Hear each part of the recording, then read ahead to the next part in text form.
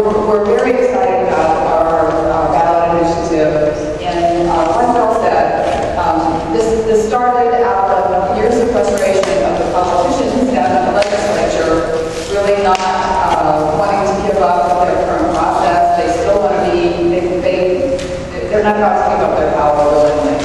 And so we ultimately came to the realization that the only way we were going to get someone other than politicians in charge was to basically have a citizens movement. We have the league throughout the United States has been in this interesting position of being called very partisan on this issue. And it doesn't end up being a partisan issue because pretty much in every state you have one party who got the short end of the deal. And whichever party is taking the short end of the deal seems to be incredibly reform-minded.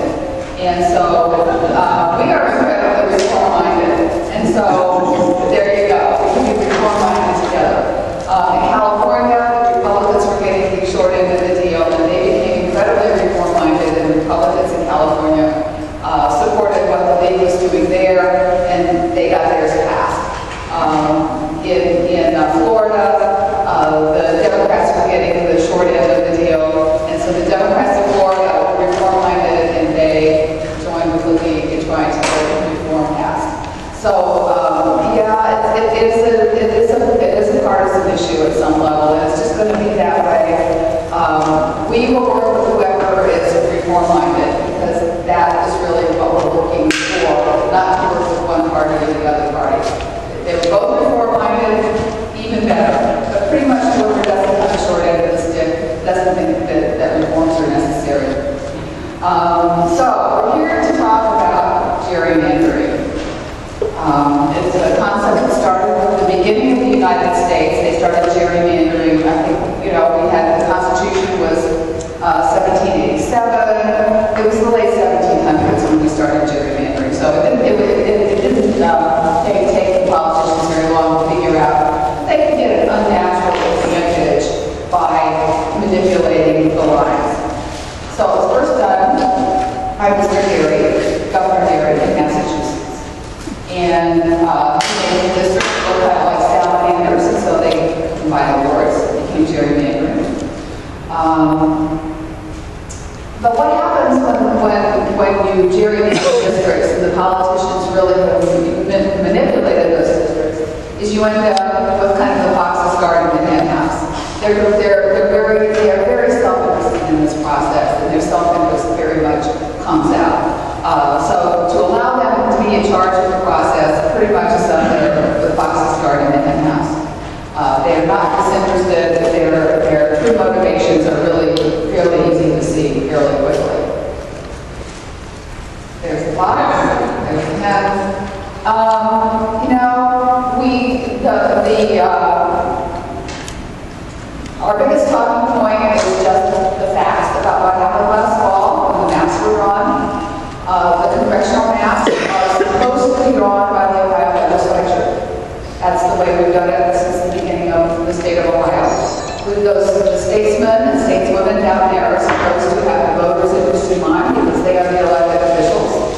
And so they're supposed to pass a piece of legislation creating the congressional district. What really happened, and we know this because we did a public records request, and we have a document that's a good-ish bit of attachments showing all of the emails that went back and forth. Team Boehner, Speaker Boehner's post in Washington, D.C. for the people who drew Ohio's districts. It had very little to do with the Ohio legislature doing their responsibility, performing their responsibility for the voters of Ohio. They were drawn in Washington, D.C. They were drawn with one purpose in mind. The purpose was to make sure that the party who happened to have drawn the lines this year, it was back and forth, both parties have been able to do this, but to make sure their party had an unnatural advantage as far as their congressional seats were concerned. And it turned out that we will probably get 75% Republican representation in our congressional delegation and 25% Democratic. They admit that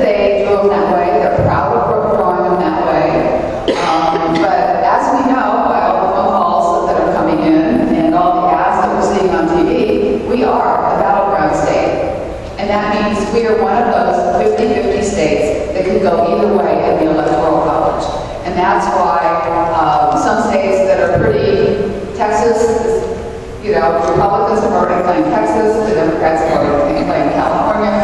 Those states are really not in play.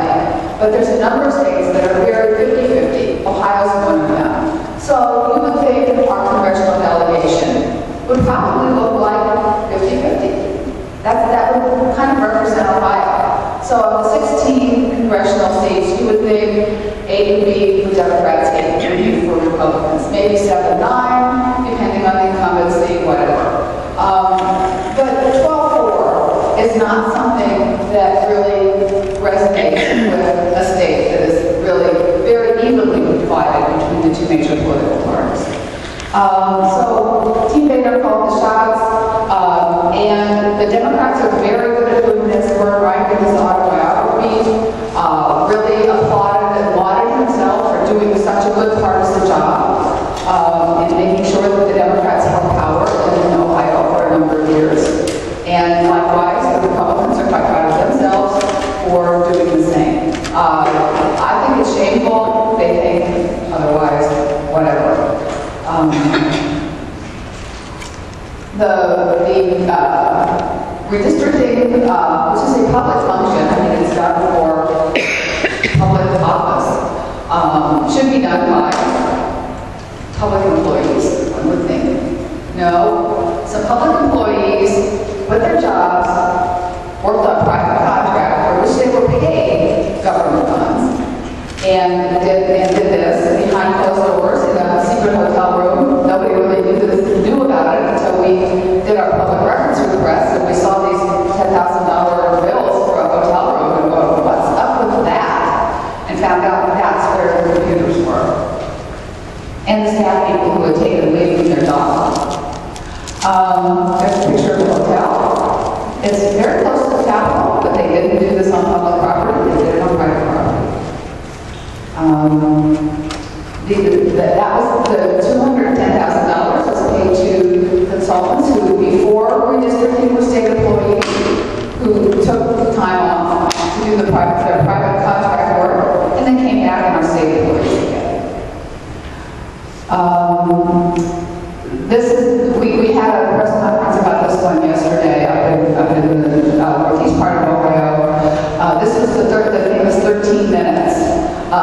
Somebody figured out that Timken was not in Representative Renowski's district. Timken had been a big donor to him. He wanted to keep Timken. It took 13 minutes for that problem to be corrected. And Timken was moved, you know, the district kind of goes down like this. Timken was moved over to a different district. 13 minutes. That, and all of our hearings and all of our testimony in the summer was for naught. None of it was really taken into consideration. And I think it was Alice's question to them at the hearing about, well, what criteria are you using? And they were quite offended by that question and indicated that that was not the purpose of the hearing. What? And why are we here? They were clearly not going to tell us what the criteria were because everybody kind of knew what the criteria were. It's the same criteria they've used all along. It's the same criteria that the Democrats used when they were drawing districts. It's the same one that was used this year.